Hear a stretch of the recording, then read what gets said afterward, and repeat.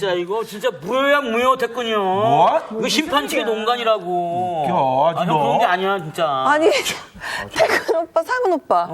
왜 그래? 무슨 일 있었어? 아, 진짜. 다. 아니 그게 아니고 아까 내가 수업 시간 전에 내가 상훈이랑 탁구를 했거든. 아니 지가 져놓고서 패배를 인정 안 하는 거야. 그래? 참, 너 그러면 안 된다 남자가. 심판은 누구였는데? 심판? 심판이 우리 와이프이긴 했는데 이게 그거 아무 관계 없어. 상훈이 흥분할 만하네. 이건 좀 그렇다. 야, 진짜 그렇지. 야, 공정하신 하나님 옆에 가보자고 나중에.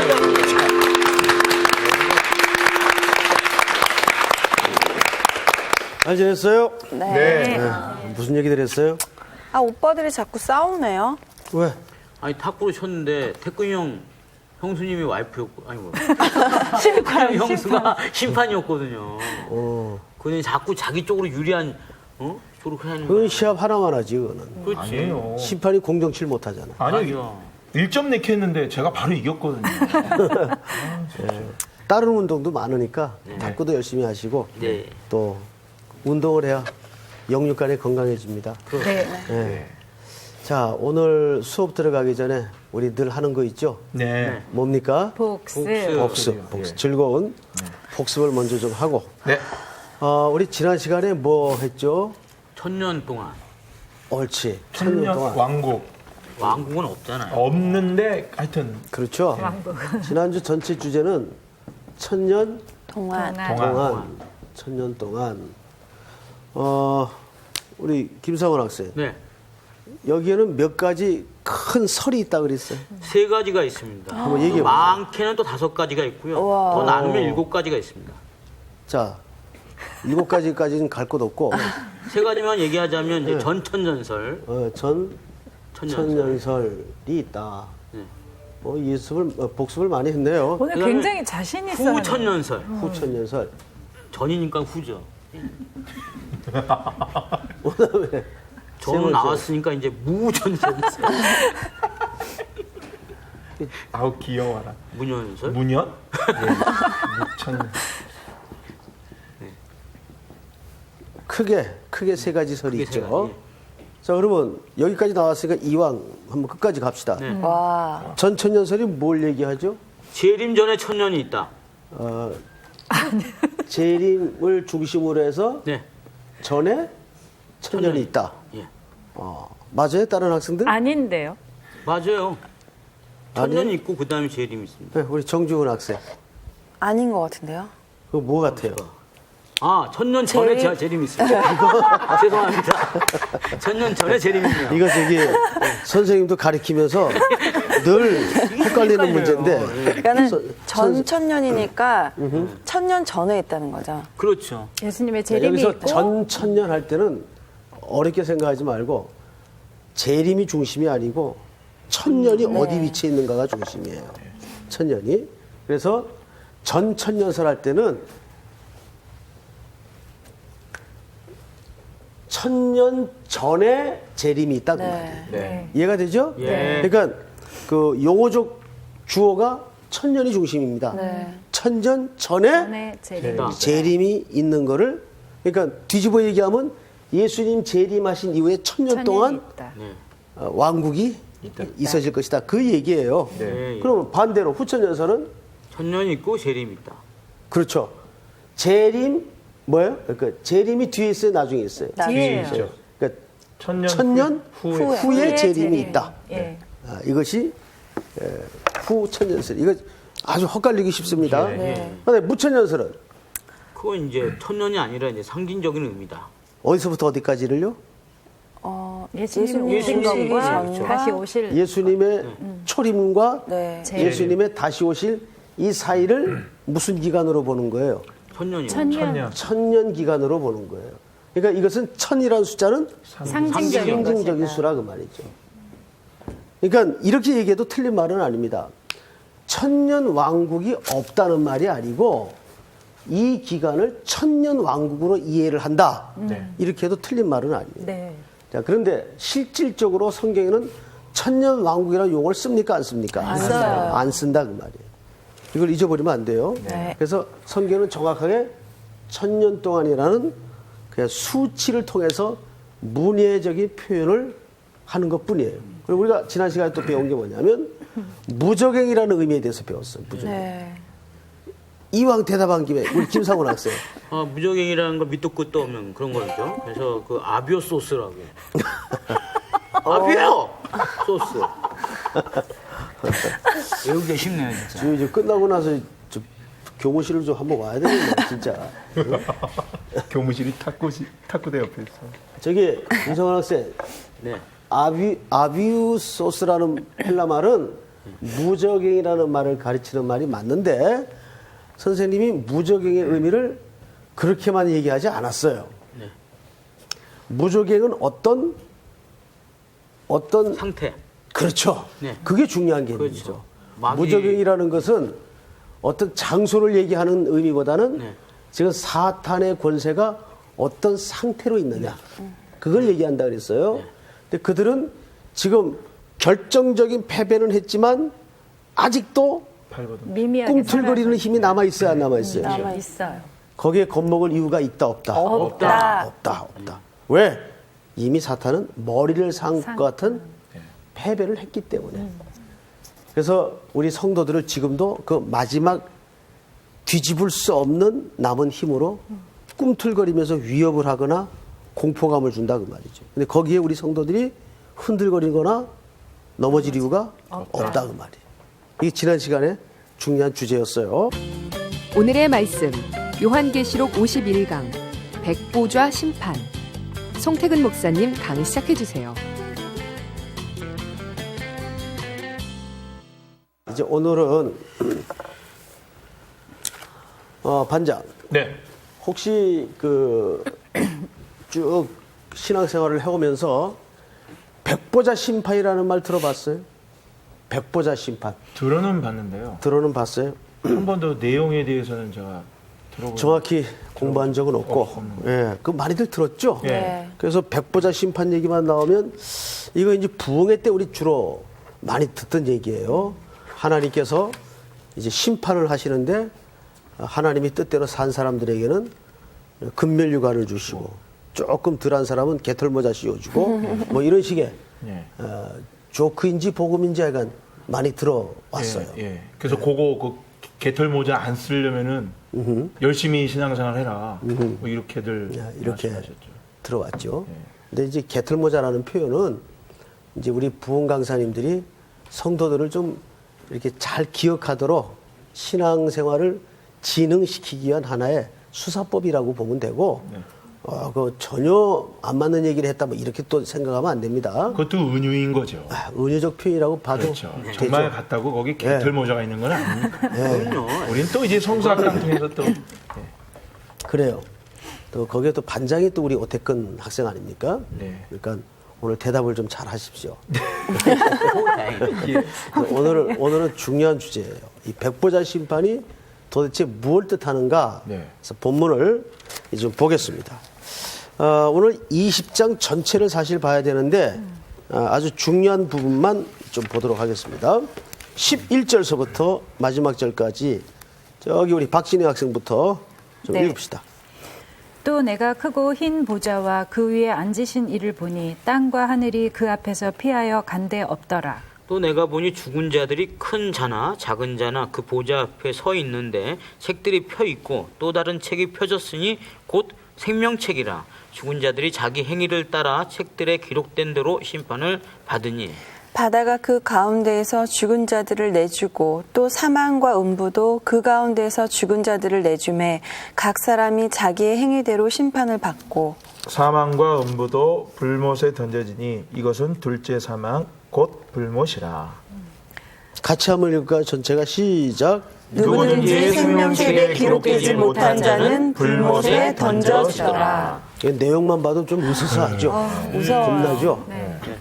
그래서 오늘부터 아마 이제 영상으로 이 공부를 같이 하는 분들도 이 부분에 대해서 굉장히 궁금하겠지만 여기 지금 교실에 앉아 있는 여러분들도 이 많이 들었던 얘기인데 이 본문이 뜻하는 바가 정확히 복음적으로 뭘 말하는 것일까를 오늘 좀 알고 갔으면 좋겠어요. 네. 자, 11절을 좀 보세요. 11절.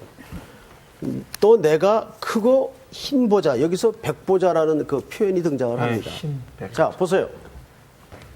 오늘 흰 보자가 등장을 하죠. 네. 흰 보좌. 두 번째는 뭐가 등장을 하냐면 죽은 자들과 책들이 등장을 해요. 그죠? 자, 책들. 이걸 보통 책. 책들이 등장을 하고 또는 생명책이 책. 등장을 해요. 그 다음에 죽은 자. 그 다음에 세 번째로 행위대로 갚는다. 네. 행위에 따라. 행위를 따라 갚는다. 그리고 불못에 던져지는 던져진다. 이런 이제 최종적 그림이 계시록 오늘 20장 마지막 부분에서 등장을 해요.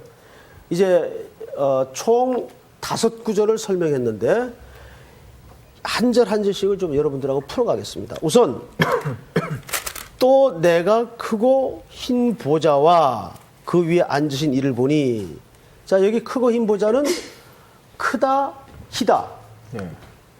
흰 보좌요? 어떤 보좌요? 큰 보좌예요. 이 두 개는 어떤 의미를 드러내기 위해서 표현된 수사법인가 하면, 희다는 일단 뭘 얘기하냐면 거룩을 얘기합니다. 네. 거룩함. 그렇죠? 네네. 그 다음에 크다는 위험. 위험스러움. 위험이 아니고 위험스러움. 그러니까 이 보좌는 누구의 보좌를 가리키는 걸까요? 하나님의 보좌. 맞습니다. 거기에 지금 앉으신 분은 삼위 하나님 중에 한 분이시겠죠? 네. 하나님의 보좌를 가리켜요. 근데 반장, 네. 왜 하필 보좌라는 명칭을 통해서 하나님의 거룩과 위엄을 드러낼까요? 여기 왜 보좌라는 개념이 등장을 하나 한번 설명해 보세요. 그 보좌라는 개념이 이제 심판을 내리는 어떤 그러한 상징적인 의미가 있고, 또 하나는 그 시대에 그 로마 황제가 다스리던 때 그런 왕의 통치 그런 부분을 상징하는 측면에서 보좌라는 개념이 있지 않나. 아주 98점짜리 대답을 했어요. 예. 역시 그 계시록 공부를 한 보람이 나요. 우리가 앞에서 이미 다 한번 배웠습니다. 배웠죠. 배운 거죠. 보좌. 자, 당시 세상의 중심은 어디였어요? 로마였어요. 로마의 중심은 어디였어요? 로마의 중심. 황제. 로마 황제의 보좌예요. 맞죠? 보좌. 황제의 보좌가 로마의 중심이에요. 지금 그 중국이 가운데 중자를 쓰죠. 국호를. 네네네. 이게 무슨 뜻인지 압니까? 중심. 세상의 중심이 자기란 뜻이에요. 지금은 사람들이 세계의 중심을 어디로 봐요? 어디로 봐요? 우리 근래까지만 해도 미국을 세계의 중심으로 이해를 했죠. 네. 근데 이 중심축이 서서히 지금 아시아로 넘어오고 있단 말이에요. 그러니까 시대마다 세상의 중심이 달랐어요. 네. 이때는 세상의 중심이 로마예요. 근데 그 로마에서도 가장 중심이 황제의 보좌예요. 그래서 네. 이 황제의 보좌는 반장 세 가지를 표현한다 그랬어요. 선생님이. 네. 기억나요? 예, 주권? 아니. 통치. 그렇지. 통치. 통치, 심판, 영광. 옳지. 영광. 영광. 이건 외워두셔야 돼요. 통치. 아주 중요한 요한계시록을 이해하고 설명하는데 배경이 되기 때문에 그래요. 로마 황제의 보좌는 통치, 심판, 영광. 영광을 표현한다. 네. 예? 그런데 정주원 학생, 네. 왜 하필 계시록에다가 보좌라는 개념을 등장시켰을까? 여기 뭐 이렇게 오버랩 되는 거 없어요? 이거 영적인 좀 해석이 필요한 부분이기 때문에 쉽진 않아요, 대답이. 왜 그랬을까요? 한번 설명을 해보세요. 보좌라는 표현을 쓴 이유요. 그렇죠. 세상을 통치하고 심판하고 영광은 오로지 하나님밖에 없기 때문에 그거를 큰 그 자리를 바로 그것을 직설적으로 재론하기 위해서 보좌라는 표현을 차용해서 쓰는 겁니다. 이해가 되죠, 여러분? 네. 당시 세상은 세상의 중심을 어디로 이해했다고요? 로마 황제의 보좌로 이해를 했어요. 그런데 계시록의 저자가 계시를 통해서 보좌라는 개념을 채택을 해요. 이건 뭘 뜻하냐면 방금 우리 김상원 학생이 말씀하신 것처럼 아니다. 우주와 역사와 세상의 심판과 통치와 영광의 중심은 하나님 보좌 한 분밖에 없다. 그 얘기를 그러니까 세상의 로마의 중심의 가장 중심인 황제의 보좌를 덮어쓰기를 하는 거예요. 네. 쉽게 얘기하면 엎어쓰는 거예요. 아니다. 하나님의 보좌야말로 가장 궁극적인 심판과 통치와 영광이 시작되는 것이다. 네. 그러니까 이 세상의 통치는 로마의 황제의 보좌에서가 아니라 어디서부터 시작된다는 거예요? 하나님의 보좌에서. 하나님의 보좌. 이거는 우리 신앙인들이 신앙 기초를 설정하는데 중요할까요, 안 할까요? 아주 매우 중요해요. 매우 중요하죠. 매우 중요. 이건 어느 영역에서나 이 사고 방식을 우리는 잊어버려서는 안 된다 그 말이에요. 그래서 여기 희고 큰 보좌라는 개념이 등장을 하는 거예요. 이제 이해가 되죠? 네. 자, 그다음에 보십시다. 그 위에 앉으신 이를 보니 땅과 하늘이 그 앞에서 피하여 간데가 없더라. 자, 이 말은 새하늘 새 땅이 임할 것이라는 걸 예고하고 있어요. 네. 기존 타락되었던 모든 천지 만물이 이걸 보세요. 새하늘 새 땅이라는 개념은 또 우리가 그런 중 누구든지 그리스도 안에 있으면 새로운 피조물이라고 그랬죠. 거기서 새로운 피조물이라고 그랬을 때 우리가 조금 더 나은 것으로 나은 존재로 개선된다는 얘기가 아니에요. 네. 이거 새 창조를 얘기하는 거예요. 네. 새로 만드는 걸 얘기하는 거예요. 누구 안에서? 네. 그리스도 안에서. 잊어버리시면 안 돼요. 그러니까 우리가 조금 더 도덕적인 인간으로 윤리적인 인간으로 나아지고 개선되는 게 기독교의 지향점이 아니에요. 기독교는 예수님의 죽음을 통해서 그리스도 안에서 완전히 새로워지는 거예요. 새로운 창조를 얘기하는 거예요. 이해가 됩니까, 여러분? 네. 자, 그래서 2절을 보세요. 또 여기를 우리 정주원 학생 한번 읽어보세요.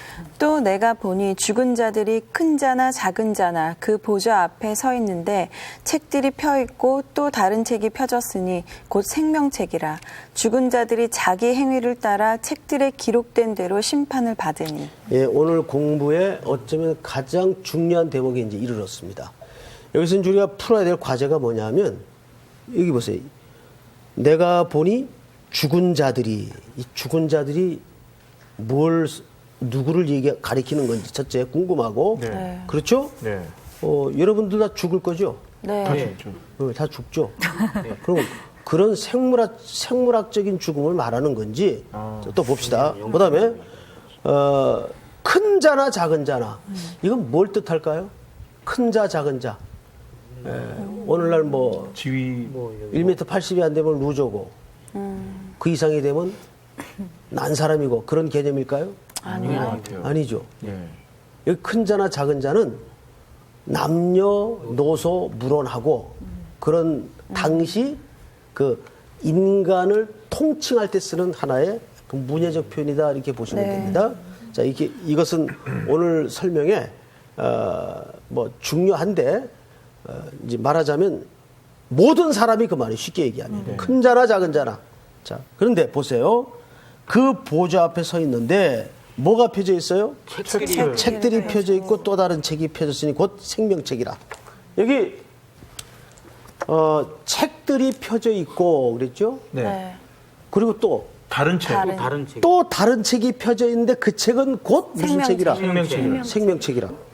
여기 보시면 책들이 있고 또 다른 책인데 그 책의 이름은 뭐예요? 생명책. 생명책이에요. 종류가 몇 개예요? 두 종류. 두 종류죠. 맞죠? 두 종류의 책입니다. 근데 이제 우리가 오늘 여기서 밝히는 것은 생명책은 그렇게 어려운 내용이 아니죠. 여기에 농명된 자들은 다 그리스도의 피로 구속받은 백성들이겠죠. 네. 자, 그런데 앞에 죽은 자가 등장을 했어요. 네. 우선 이거부터 밝혀야 이 책의 종류를 죽은 자는 이게 그러니까 선생님 여기 보니까 예. 이 진짜 애매하네요. 그 다음에도 예. 이 책들에 기록된 대로 했을 때 그 책들이 이 책인지 이 책인지 또 그렇죠. 어. 그러니까 여기서 죽은 죽은 자가 자는 누구를 저희가 가리키는가를 지금 계속 배웠듯이 하나님 믿지 않는 영혼일 것 같은데요. 맞습니다. 여기서 말하는 죽은 자는 생물학적인 죽은 자들을 얘기하는 게 아니에요. 영적. 그러면 영적으로 죽은 네. 자들. 영적으로 죽은 자들을 얘기하는 거죠. 그렇죠? 성경에서는 그리스도인들의 죽음을 죽었다 그래요? 잔다 그래요? 잔다고. 그렇죠? 근데 여기서는 분명히 뭐라고 표현해요? 자. 죽은 자. 죽은 자. 네. 이 죽은 자는 그리스도 밖에 밖에 있는 있는 자. 자. 이거 혼돈을 일으키면 안 돼요. 네. 예? 자, 그런데 이 책들과 또 다른 책이 있는데 곧 생명책이라. 그러면 두 종류의 책이 있는 거예요. 네. 책들과 생명책. 생명책이 있는 거예요. 근데 생명책은 문제가 안 돼. 네. 근데 문제는 이 책들이 문제. 뭘 뜻하냐를 알기 위해서는 구약의 배경을 좀 봐야 돼요. 네. 그래서 지금부터 누가 빨리 다니엘서 7장을 한번 열어보세요. 다니엘서 7장. 구약 성경에 있습니다. 자, 누가 찾았으면 9절서부터 한번 쭉 읽어보세요. 내가 보니 왕좌가 놓이고 옛적부터 항상 기신이가 좌정하셨는데 그의 옷은 희기가 눈 같고 그의 머리털은 깨끗한 양의 털 같고 그의 보좌는 불꽃이요 그의 바퀴는 타오르는 불이며 불이 강처럼 흘러 그의 앞에서 나오며 그를 섬기는 자는 천천히요 그 앞에서 모셔 선 자는 만만이며 심판을 베푸는 책들이 펴놓였더라. 자, 거기에 뭐가 나와요? 책들이 나. 책들이 그런데 이 책들이 뭐를 베푸는 심판. 심판이에요. 심판. 이 책은 무슨 책이에요? 심판책. 심판의 책이에요. 자, 그런데 이 지금 다니엘서의 짧은 두 구절 사이에 불이라는 단어가 몇 번 나오는가 보세요. 굉장히 많이 나옵니다. 있고 그렇게 애매 두리뭉실하게 대답하지 말고. 세 번 나와요. 자, 보세요. 반장, 네. 지금 읽은 본문을 보면 곱하기 세 번이 등장을 하죠. 네. 자, 이 불은 성경 속에 일관되게 뭘 항상 지향하고 있습니까? 심판입니다. 네. 네. 맞죠? 네. 이제 이따 계시록에 가서도 확인하겠지만은 불은 언제나 심판. 심판입니다. 하나님께서 마지막에 이 생명책에 기록되지 않은 자들을 어디에 밀어넣는다 그랬어요? 불못으로 밀어넣는다 그랬어요. 그러니까 이 계시록에 잘 보세요. 10절. 그 9절 하반절부터 읽어볼게요. 누가 이제 이 심판을 하냐? 그의 옷은 희기가 눈 같고 그의 머리털은 깨끗한 양의 털 같고 그의 보좌는 불꽃이요 그의 바퀴는 타오르는 불이며 여기 바퀴는 세상을 운행하시는 하나님의 역사. 예? 이게 바퀴가 가는 성격 아닙니까? 근데 이게 전부 뭘로 묘사되고 있어요, 지금? 불꽃, 불. 자, 지금 이 보좌는 시상을 하는 어떤 자비를 베푸는 보좌의 성격으로 등장하는 것이 아니라 심판의 심판을 하는 보좌의 성격으로 등장을 해요. 맞죠? 자, 그런데 10절. 불이 강처럼 흘러 그의 앞에서 나오며 그를 섬기는 자는 천천히 그 앞에 모셔 선자는 만만이며 뭐를 베푸는데? 심판을 베푸는데 뭐가 펴놓였더라? 책들이 펴놓였더라. 자, 오늘 계시록 다시 가서 보십시다. 이제 다니엘서 7장을 중심으로 해서 계시록 오늘 보시면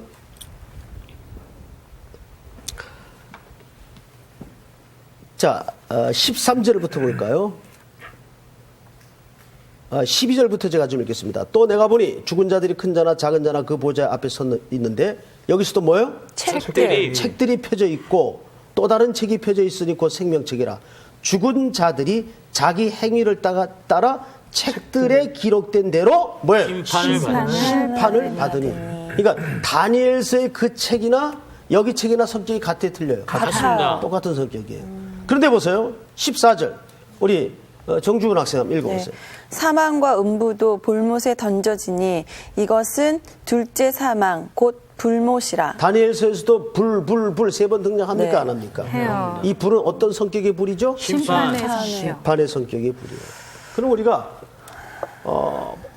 아주 선명해진 것이 뭐냐면 계시록은 항상 뭐 내가 환상을 보고 해석을 해서도 안 되고 내가 조용히 묵상하다가 혼자 해석해서도 안 되고 네. 반드시 뭐의 도움을 받아요? 성경. 성경의 지지와 성경의 도움을 받아서 해석을 해야 돼요. 자, 요 본문을 해석을 하려면 반드시 어디를 봐야 된다? 성경. 다니엘서. 성경 맞아요. 다니엘서 7장 9절에서 10절을 참고해요. 참고해서 여기 보니까 여기도 뭐가 나와요? 책들과 책들. 근데 이 책들은 성격이 심판. 의 책이에요. 그래서 계속 불이 몇 번 등장을 해요? 세 번이요. 3번 등장을. 근데 요 똑같은 패턴이 오늘 계시록 20장에 나옵니까? 안 나옵니까? 나옵니다. 똑같이 나옵니다. 그러니까 우리가 뭐가 선명해졌는가 하면 여기 보세요. 이 책들은 심판책. 심판에 관한 책이에요. 그러니까 하나님의 은혜 안에 들어와 있지 않는 사람들의 책들이에요. 그 행위가 기록된 책들이에요. 그런데 이 생명책은 누구와 관계 있는 책일까요? 우리요. 김상훈, 박진희, 정주훈, 오태근, 네. 기타 등등 이 사람들과 관계되어 있는 책들이에요. 그러니까 이 책들의 종류가 이렇게 선명하게 설명되는 거예요. 네. 자, 그런데 그런 의미에서 제가 여기 중간에 한번 점검을 하고 지나가겠습니다. 자, 저를 봐요. 네. 여기 우리 학생들은 이쪽에 기록돼 있어요? 이쪽에 기록돼 있어요? 오른쪽입니다. 생명책 쪽에 기록돼 있죠? 네. 네. 한결 이제 표정들이 더 밝아졌는데. 자, 그러면 어디를 읽어드릴 테니까 보세요. 12절 중반절에 보면 곧 생명책이라 죽은 자들이 자기의 행위를 따라 책들에 기록된 대로 심판을 받으니 그랬어요. 그 다음에 13절에서도 각 사람이 자기의 행위대로 심판을 받고 그랬어요. 맞아요? 틀려요? 맞아요. 뭐대로 심판을 받아요? 행위대로. 자기가 한 행위대로 심판을 받는다. 자, 그러면 이 본문을 기준으로 왜요? 평상시 안 쓰시던 톤이 나오시죠. 목사님 너무 중요하니까. 너무 중요하니까. 아, 네. 선생님의 강의를 비웃지 마세요. 아닙니다. 아주 기분 상해요. 김상훈 학생, 네. 여기 봐요. 이 행위대로 심판을 한다면 네. 여기에 자신 있는 사람 없어요. 없죠. 성경은 그렇게 써 있는데 이 행위대로 심판한다고? 근데 그게 우리하고 관계 없는 심판이잖아요. 여러분들은 아까 어느 쪽에 기록돼 있다고 했어요? 생명책이요. 근데 행위대로 심판한대. 네, 참 중요한 부분인 것 같아요. 그러니까요, 선생님 제가 오늘 이 강의를 들으면서 느낀 건데요. 그러니까 계시록을 가지고 그 본문 심판한다. 그러니까 계시록이 아니더라도 심판의 때에 대한 설교를 하실 때 네. 항상 우리는 생명책에 기록된다고 그랬는데 왜 우리가 행위대로 심판을 받아야 되는지 그러니까 그런 그게 있었어요. 근데 오늘 선생님 강의를 듣고서는 지금 선생님께서 저희 함정에 자꾸 밀어넣으시려고 하시는데 그게 아니라는 게 함정에 밀어넣으려고 그러는 게 아니고 그러니까요. 선생님은 뭘로 보고? 아니, 함정이 아니라 행위대로 형 은근슬쩍 이제 떠보시려고 그러신 건데. 떠보려고 그러는 거죠. 그러니까요. 얼마나 견고하게 고백이 서 있는가. 그러니까요. 떠보려고 그러는 거지 선생님이 어디 함정에 밀어넣는 그러니까 뜨셨는데 혹시 모르니까요. 근데 그러니까 저게 딜레마였어요, 늘. 그죠? 예. 예. 그러니까 예수를 믿으면서 야 생명책이 있다는데 근데 하지만 생명책도 아니, 심판을 하나 막 이래가지고. 하지만 저희 크리스찬들은 네. 똑같이 뭐 예수 안 믿는 사람처럼 이렇게 죄가 있지만 그래도 우리는 하나님 앞에 그 죄를 고백하고 용서를 받지 않습니까? 예. 근데 한 번 용서를 받으면 그 용서에 대해서 깨끗함을 입는 거 아닙니까? 행위대로 심판한다는데. 하지만 일단은 용서를 받았을 그 때는 용서를 받았지만 그거에 죄에 대한 또 심판에 이상하게 오늘 대한 안 걸려드네. 여기 봐요. 진짜 형 함정인 것 자, 같아. 지금은 누가 마태복음 7장을 빨리 펴보세요. 이거 굉장히 중요합니다. 중요한 것 같아요, 오늘 진짜로. 마태복음 7장. 제가 한결 마음이 가벼워져가지고. 어마어마하게 중요해요. 그러게요. 네. 7장. 자, 누가 찾으세요, 빨리. 네. 찾았습니다. 찾았어요? 네. 15절서부터. 자, 찾은 사람 한번 읽어보세요. 거짓 거짓- 선 읽으세요. 아니 하나씩 읽읍시다. 거짓 선지자들을 삼가라. 양의 옷을 입고 너희에게 나아오나 속에는 노략질하는 이라. 읽으세요. 그들의 열매로 그들을 알지니 가시나무에서 포도를 또는 엉겅퀴에서 무화과를 따겠느냐. 이와 같이 좋은 나무마다 아름다운 열매를 맺고 못된 나무가 나쁜 열매를 맺나니 좋은 나무가 나쁜 열매를 맺을 수 없고 못된 나무가 아름다운 열매를 맺을 수 없느니라. 아름다운 열매를 맺지 아니하는 나무마다 찍혀 불에 던져지느니라. 이러므로 그들의 열매로 그들을 알리라. 나더러 주여 주여 하는 자마다 다 천국에 들어갈 것이 아니요 다만 하늘에 계신 내 아버지의 뜻대로 행하는 자라야 들어가리라. 자, 여기서도 행하는 자라야 들어가리라는 표현이 있죠? 네. 자, 잘 생각해 보세요. 앞에 지금 그 김상환 선생 지금 남의 거 뺏어 읽었는데 잘 보세요. 마태복음 7장 15절서부터 이게 진짜 중요합니다. 나쁜 나무는 무슨 열매를 맺어요? 나쁜 열매. 나쁜 열매를 맺어요. 좋은 나무는 무슨 열매를 맺어요? 자, 그러면 이때까지 우리는 신앙생활을 어떻게 혼돈해 왔는가 하면 좋은 열매를 맺기 위해서 좋은 열매를 맺읍시다 하고 골기대회를 해왔어요. 네. 그러면 맺어지는 거예요? 아니요. 좋은 열매를 맺는 골기대회하고 노력하고 애쓴다고 좋은 열매가 맺어지는 거예요? 아니요. 아니죠. 네. 나무가 좋아야 돼요. 네. 무슨 말인지 알겠어요? 네. 자, 사과나무하고 배나무하고 모양이 비슷해요. 그 초짜들은 구분을 잘 못해요. 근데 이걸 구분하는 아주 쉬운 방법이 하나 있어요. 네. 열매를 보면 되죠. 그렇지. 어떻게 알았어요, 그거를?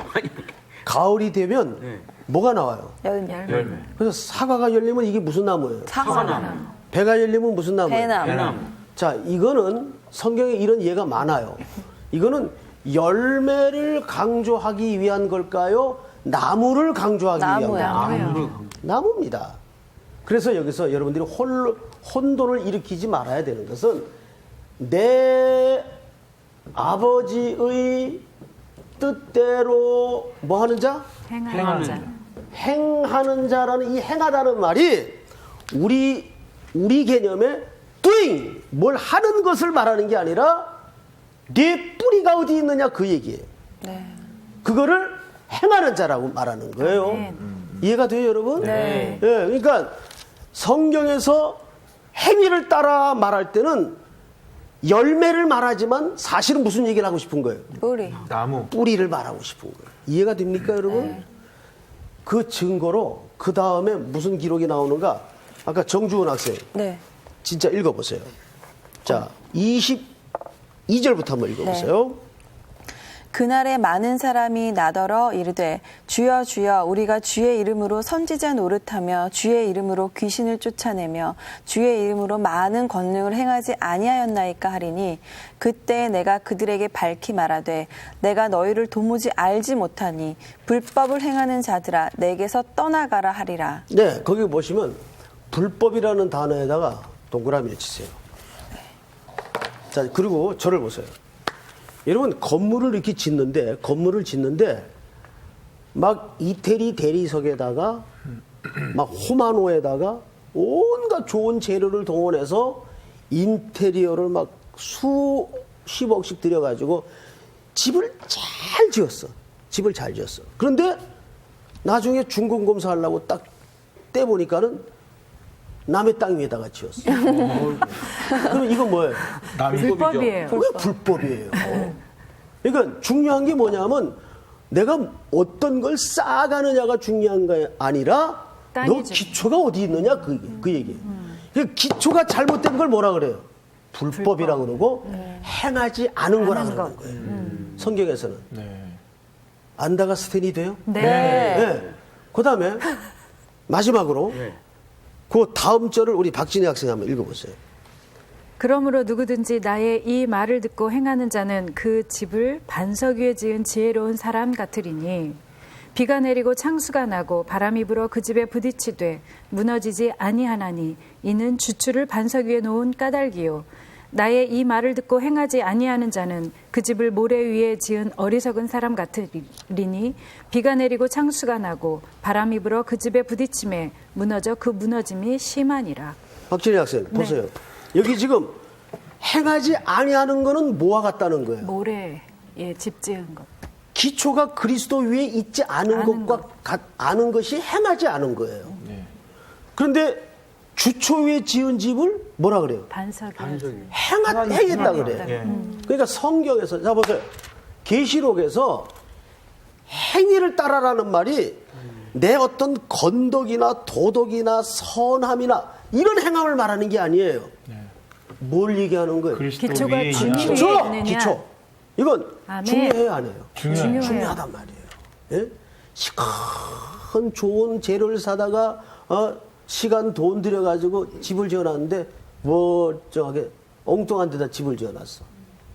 내 땅에다 우리 하나님 그리스도라는 반석에다 집을 짓지 않고 이게 잘못 행한 거예요. 이게 네. 그걸 불법이라 그러는 거예요. 불법. 예? 그래서 이런 컨셉을 가지고 여러분들이 오늘 계시록을 이해하셔야 됩니다. 그러니까 일부 잘못된 그 율법주의자들이 복음을 설명할 때 이런 계시록의 20장의 이런 백보자 심판의 의미를 자꾸 오도시킨단 말이에요. 네, 맞아요. 예? 우리는 이미 생명책의 그리스도의 피로 우리의 구원은 완성되었습니다. 완성된 존재인데도 불구하고 당신 그렇게 헌금 생활해가지고 천국 가겠어? 더 바쳐. 이런 식이 된단 말이에요. 그런 식으로 살아가지고 구원 받겠어?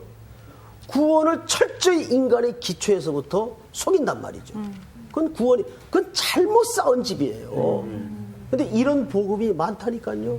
그거를 사도 바울은 디모데전서 1장에서 뭐라 그러는가 하면 다른 복음이라고 해요. 다른 복음. 다른 복음. 다른 복음.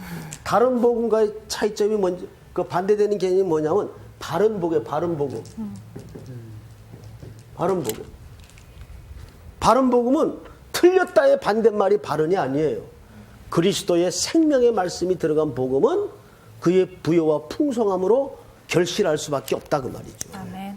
그러니까 이게 무슨 얘기냐면 하나님이 여러분들을 붙든 이상은 반드시 하나님의 의도하고 목적한 그 고을까지 끌고 가고 만들어 간다는 얘기예요. 절대 포기되는 법이 없어요. 그 하나님이 어떤 하나님으로 묘사되냐면 영원하신 하나님. 여러분 영원하신 하나님이라는 말은 eternal life, 그저 한도 밑도 끝도 없이 오래 산다 그런 개념이 아니에요. 그래서 여러분 이제 우리가 이 부분을 그 다음 시간에 공부할 것이지만은 알파와 오메가라는 말이 자주 등장하죠. 성경에. 나는 알파 오메가라. 그게 겁나는 얘기입니다. 그 말은 무슨 얘기냐면 나는 시작한 일은 내가 끝낸다 그 말이에요. 여러분들이 아무리 정말 강아지 판처럼 인생을 뒹굴고 살아도 하나님께서 기다려주고 참아주고 인내하고 오래 참음과 그분의 자비하심으로 우리를 목적지까지 만들어내시는 거예요.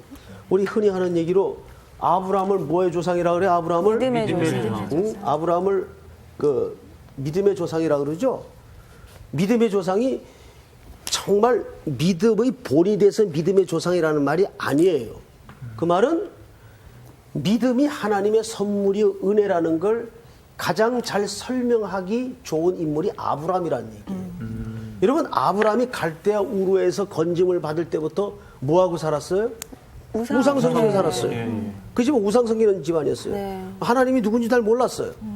그런 아브라함의 인생에 하나님이 개입에 들어오셔서 모리아 땅에 제사를 드리는 걸출한 신앙의 영웅으로 만들어 가시는 거예요. 그래서 그 구비마다 고비 곡절마다 하나님의 오래 참으심과 손길이 항상 있었어요. 네, 그건 뭐 심지어는 자기 와이프를 갖다가 거의 팔다시피 했죠. 그리고 거기서 또 얻은 거 가지고 좋아가지고 끌고 올라와서 그 막 부자 됐잖아요. 그것 때문에 또 창세기 13장에서 조카하고 또 헤어지는 아픔을 겪죠. 그 조카는 또 거기 살다가 완전히 벌어놓은 거 거덜나고 예? 이런 우여곡절을 겪게 되고 이런 걸 겪으면서 아브라함이 하나님을 경험해 나가는 거예요. 하나님을. 아, 이분이 나에게 이런 하나님이시구나. 예? 그러니까 오늘 계시록을 다시 가시다. 13절을 보세요. 바다가 그 가운데서 죽은 자들을 내주고 또 여기 바다라는 것은 언제나 우리 계시록에 악한 항상 세력들이 악한 영들이 있는 거. 존재하는 거예요. 예? 그 가운데서 내주고 또 사망과 음부도 그 가운데 죽은 자들을 내주며 각 사람이 자기 행위대로 심판을 받고 여기 각 사람이라는 표현은 굉장히 중요한 표현인데 예를 들어서 혈통적으로 구원받는 법은 없다 그 말이죠. 개인은 구원은 개인의 것이다. 자 그런데 14절 사망과 음부도 불못에 던져지니 이것은 둘째 사망 곧 불못이라. 이 사망은 우리와는 전혀 관계가 없는 사망을 얘기합니다. 그리고 누구든지 생명책에 기록되지 못한 자는 불못에 던져지리라. 결국 여기서 마지막 결론이 이렇게 나는 거예요. 그러니까 우리는 전부 생명책에 농명된 자들이기 때문에 이 둘째 사망과는 우리는 전혀 관계가 없는 거예요. 믿습니까 여러분? 예. 오늘도 이 복음의 안위 속에 우리가 그래서 그 은혜와 사랑에 감격하여 하나님 앞에 더 삶을 반듯하게 경주할 수 있는 자녀들이 돼야 됩니다. 믿습니까 여러분? 네. 오늘 여기서 그 행위대로 심판하는 것에 대해서 그 행위를 정말 우리의 선한 어떤 행동들, 그 우리의 의가 드러나는 어떤 행동들이 아닌 것을 분명하게 말씀해 주신 게 저희 속에 지금 너무나 큰 은혜가 되고 뭔가 이렇게 묶여있던 것을 뻥 뚫린 것 같은. 예, 그거를 그렇게 잘못 해석하시면. 네. 그러니까 이제 그 신앙생활 하면서도 늘 스스로가 어떤 죄 가운데 거하면 막 찜찜해지고 내가 이걸 용서받을까 심판 때 안에 서면 이거 다 기억하시겠지. 죄책감 들면 그러니까 하나님과의 이런 관계가 안 것들이 되고. 계속 그 자체에 대한 기본적인 것에 대한 확실함이 없으니까 가르침을 못 받으니까 계속 있는 거예요. 그래서 그 사탄이 제일 노리는 게 뭐냐면 길티 의식이에요. 죄의식. 우리를 하여금 죄의식을 갖게 해서 하나님과 멀게 하는. 그리스도가 자꾸 떨어뜨리는 거예요. 그리스도의 십자가의 용서와 자비로부터 자꾸 떨어뜨리는 거예요. 그래서 그 죄책감이 자기를 자꾸 뭔가 선한 일을 해야 되는 것처럼 여러분 우리의 의지나 우리의 의는 누더기 같은 겁니다. 하나님 앞에 우리 의로 설 수가 없어요. 정말 그러고 반대로 또 어떻게 보면요 교회 안에서요 정말 하나님 믿는다고는 하지만 그 사람의 행실을 봤을 때는 전혀 하나님 믿지 않은 사람보다 더한 사람들이 있었잖아요. 있었어요.